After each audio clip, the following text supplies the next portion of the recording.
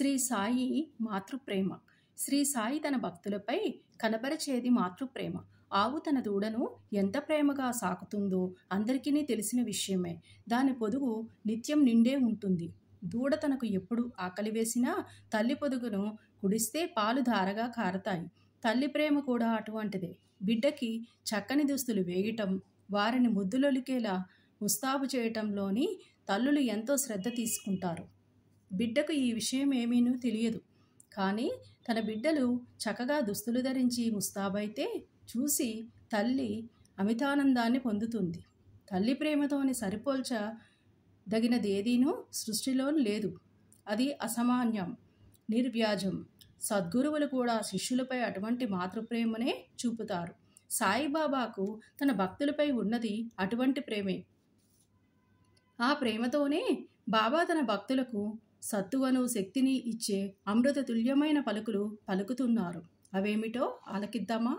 నా సేవతోనే తృప్తిపడండి. మీ భోజన పాత్రలు ఎప్పుడూ నిండుగానే ఉంటాయి. అవి ఎన్నటికీ నిండుకోవు. మీ దృష్టినంతటినీ నా వైపు త్రిప్పండి. నాస్తికుల దుర్మార్గుల సహవాసం వీడండి. అందరి పట్ల అణకువ నమ్రతలు కలిగి ఉండండి. నన్ను హృదయపూర్వకంగా పూజించండి. మీరిలా చేయగలిగితే శాశ్వతానందాన్ని పొందుతారు. మన బద్ధకము, నిద్ర, చంచల మనసు, దేహాభిమానము తదితర అవలక్షణాలను విడిచి యావత్తు దృష్టిని సాయిబాబా కథల వైపు త్రిప్పాలి. బాబాపై మనం కనబరిచే భక్తి, విశ్వాసాలు సహజంగా ఉండాలి. అప్పుడే మనం భక్తి యొక్క రహస్యం గురించి తెలుసుకోగలుగుతాం. ఇంతటి సులువైన మార్గం ఉండగా ఇతర మార్గాలను అవలంబించి అనవసరంగా అలసిపోవడం వృధా ప్రయాస. అందరూ ఒకే మార్గంలో ప్రయాణించి శ్రీ సాయి కథలను విందుముగాక. అవి అజ్ఞానాన్ని నశింపచేస్తాయి, మోక్షాన్ని సంపాదించి పెడతాయి. లోబి ఎక్కడ ఉన్నా అతని మనస్సు తాను పాతిపెట్టిన సొత్తుపైనే ఉంటుంది. బాబా పట్ల మనం కనబరిచే భక్తిభావం విషయంలో కూడా మనం అలానే ఉండాలి. బాబాను నిజమైన భక్తులు తమ హృదయంలోని ప్రతిష్ఠించుకుందురుగాక. మాతృసాయి భక్తుల కోసం చేసిన వాగ్దానము. మీరెక్కడున్నా ఏం చేస్తున్నా నాకు తెలియనని బాగా జ్ఞాపకం ఉంచుకోండి. నేను అందరి హృదయములను పాలించువాడను, అందరి హృదయములలోనూ నివసించువాడను. నేను ప్రపంచమందు గల చరాచర జీవకోటిని ఆవరించి ఉన్నాను. ఈ జగత్తును నడిపించేవాడిని, సూత్రధారిని నేనే జగన్మాతను. త్రిగుణాల సామరస్యాన్ని నేనే, ఇంద్రియ చాలకుడును నేనే, సృష్టి స్థితి లయకారకుడును నేనే. ఎవరైతే తమ దృష్టిని నా వైపు తిప్పుతారో వారికి హాని గాని బాధ గాని కలుగదు. నన్ను మరచిన వారిని మాయ శిక్షిస్తుంది.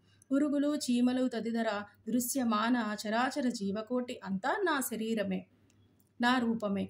ఎందరో భక్తులు శ్రీ సాయినాథుడిని కొలిచారు, పూజించారు, ధరించారు, ధన్యులయ్యారు. ఇప్పటికీ శ్రీ సాయి గురు పరంపర వైభవంగా కొనసాగుతూనే ఉంది. ఇక శ్రీ సాయిని ప్రత్యక్షంగా సేవించుకున్న భక్తులు నిజంగా అదృష్టవంతులు. ఎన్నో జన్మల పుణ్యం చేసుకుంటే గాని వారికి ఆ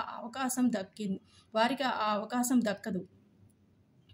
వారు పుణ్యం చేసుకోబట్టే వారికి ఈ మంచి బాబాను పూజ చేసుకునే, అలాగే బాబాను సేవించుకునే అదృష్టం దక్కింది. మనకు సాయిని సజీవంగా చూడగల ఆ అవకాశం ఇప్పుడు లేకపోయినా శ్రీ సాయి అందరి హృదయాల్లోని నేటికి చైతన్య రూపంలో కొలువు తీరే ఉన్నారు. సాయి షిరిడీలోని నడయాడిన కాలంలోని నిజంగా సేవించి తరించిన భక్తులు నిజగాథలోని మనలోని సౌశీల్యాన్ని, నిజమైన శ్రద్ధాభక్తులను నేర్పుతాయి. మనం పయనించాల్సిన భక్తి మార్గాన్ని, సాధించాల్సిన ఆధ్యాత్మిక ప్రగతిని దిశ నిర్దేశం చేస్తాయి. సాయిబాబాను ప్రత్యక్షంగా సేవించిన మహిళా భక్తుల్లోని కొందరు భక్తాగ్రేసరులు ఉన్నారు. వారికి బాబాకు మధ్య తల్లి బిడ్డల సంబంధం కొనసాగేది. కొందరు మహిళా భక్తులను బాబా అమ్మ అని పిలిచేవారు. ఇంకొకరిని బిడ్డల్లా గుండెల్లో పెట్టి చూసుకున్నారు.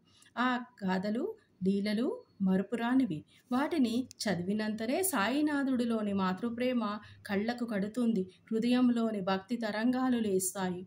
అటువంటి మహిళా భక్తులకు సంబంధించిన లీలల సమాహారమే ఈ మాతృసాయి. శ్రీ సాయినాథాయ నమః. నన్ను ఆనందపరచడమే నీ లక్ష్యం కావాలి. నీ చుట్టూ ఉన్న సమస్త జీవరాశిని సంతోషపరిస్తే నన్ను నువ్వు సంతోషపరిచినట్టే. నానా చోప్దార్ తల్లి. శ్రీ షిరిడి సాయిబాబా భక్తులకు ప్రాతస్మరణీయురాలు నానా చోప్దార్ తల్లి. ఆమె వృద్ధురాలు. శ్రీ సాయినాథుడిని దర్శించిన మహిళా భక్తుల్లోని ఈమె మొట్టమొదటివారు. 1854 సంవత్సరంలోని శ్రీ సాయి 16 సంవత్సరముల వయసులోని మొదటిసారిగా షిరిడీ గ్రామానికి ఉత్తర దిక్కున ఉన్న ఒక వేప చెట్టు క్రింద ధ్యానముద్రలోని నిమగ్నమై కూర్చున్నప్పుడు నానా చోప్దార్ తల్లి ఆ బాలుడిలోని మహాత్ముడిని దర్శించింది. అప్పటి వరకు ఆ బాలుడి గురించి ఎవరికీ ఏమీ తెలియదు. బాబా నానా చోప్దారు తల్లికి తగిన ప్రేరణ కలిగించి తన గురించి ఆమె ద్వారానే పరిచయం అయ్యారు. ఫలితంగా నానా చోప్దార్ తల్లి ఆ బాలుడి గురించి ఇలా వర్ణించింది: ఈ చక్కని చురుకైన కుర్రవాడు వేప చెట్టు క్రింద ఆసనంలోని ఉండేవాడు. చలి వేడిని లెక్క చేయక అంతటి చిన్న కుర్రవాడు స్థిరాసనం వేసుకొని కఠిన తపం ఆచరించేవాడు.